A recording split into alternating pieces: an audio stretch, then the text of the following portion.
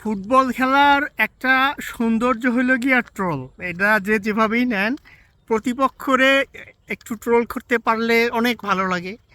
এটা অন্যান্য কান্ট্রিতে কেমনভাবে নেয় জানি না, তবে আমাদের দেশে এটা মানে প্রচলন প্রচুর।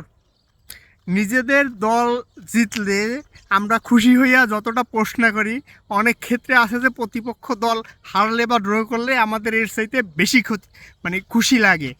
কিন্তু ব্যাপারটা হলো গিয়া যে আপনি যখন কাউরে ট্রোল করবেন, তখন আপনারও অন্য দলের লোক যখন আপনার দলকে ট্রোল করবে, সেটা সহ্য করার মতো ক্ষমতা বা সহ্য করার মতো ইচ্ছে শক্তি থাকতে হবে, নাইলে কিন্তু হবে না। দেখেন, ব্যাপারটা এরকম হইলে হবে না যে আপনি অন্য দল নিয়ে মন্তব্য করতেছেন, সমালোচনা করতেছেন, আপনার দল নিয়ে যখন কেউ সমালোচনা করতেছে তখন আপনি সেটারে ইজিভাবে নিতেছেন না।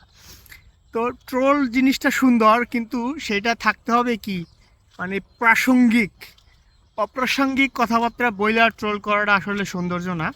তবে কিছু কিছু ক্ষেত্রে দেখা যায় অন্য দলের যখন ট্রোল করে তখন কথা বইলা ভাষাই দিতেছে, আর নিজের দলের প্রতি যখন ট্রোলিংটা আসতেছে তখন মনে করেন নীতিবাক্য মানে মুখে নীতিবাক্যের ফুলঝুরি জড়তেছে। ব্যাপারগুলো কিন্তু সেরকম হইলে হবে না, বুঝছেন?